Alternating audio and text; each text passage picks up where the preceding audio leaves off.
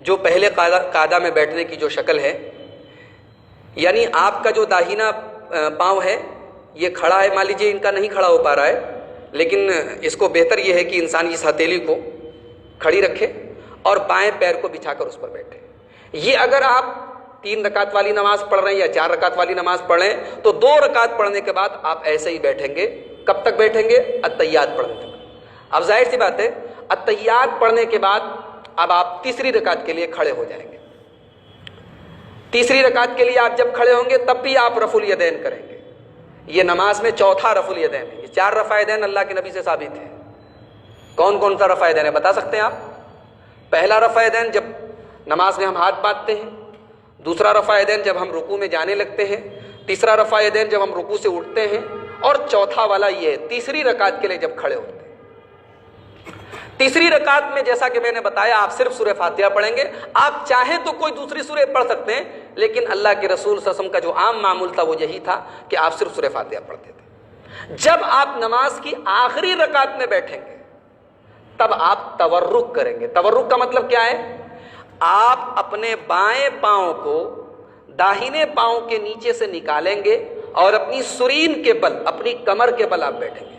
یہ آپ اس بیٹھک کو دیکھ لیجئے، اور یہ ضروری ہے، یہ اللہ کے نبی صلی اللہ علیہ وسلم کا طریقہ ہے کہ آپ جو ہے داہنے پاؤں کو اپنے بائیں پاؤں کو داہنے پیر کے نیچے سے نکال لیں گے اور سرین کے بل بیٹھیں گے۔ یہ نماز کی آخری رکعت میں، چاہے آپ فجر کی 2 رکعت والی نماز ہی کیوں نہ پڑھ رہے ہوں، چاہے آپ مغرب کی 3 رکعت والی نماز ہی کیوں نہ پڑھ رہے ہوں، نماز کی آخری رکعت میں آپ کو تورک کرنا ہے۔ اس تورک کی دلیل کیا ہے؟ آئیے وہ حدیث دیکھ لیتے ہیں جس میں اللہ کے رسول صلی اللہ علیہ وسلم سے تورک ثابت ہے۔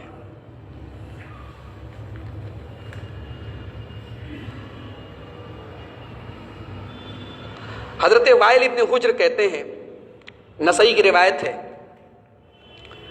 کہتے ہیں کہ لَأَنظُرَنَّ إِلَىٰ صَلَاةِ رسول اللہ صلی اللہ علیہ وسلم، میں نے اللہ کے رسول کی نماز کو دیکھا ہے، کیف یصلی، اللہ کے نبی کیسے نماز پڑھتے تھے۔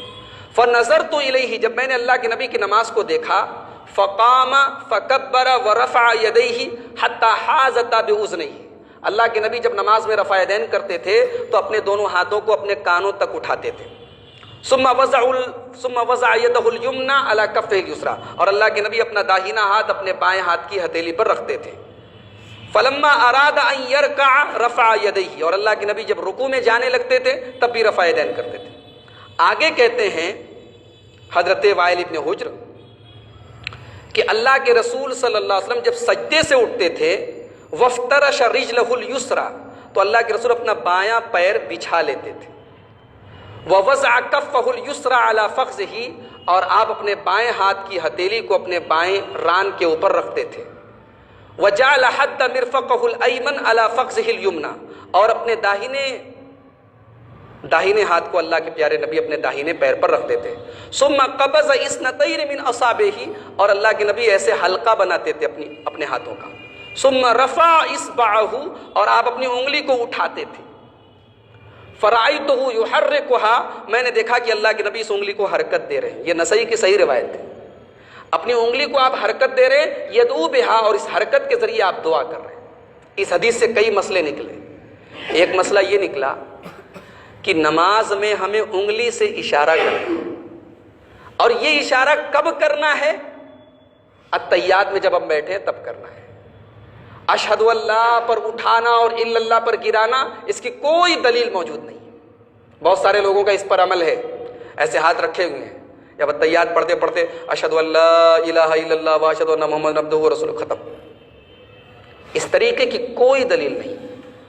حدیثوں میں عام بات آئی ہے، پورے تشہد بھر ہمیں اپنی انگلی سے اشارہ کرنا ہے، اور بیچ بیچ میں ہلکی ہلکی حرکت دینا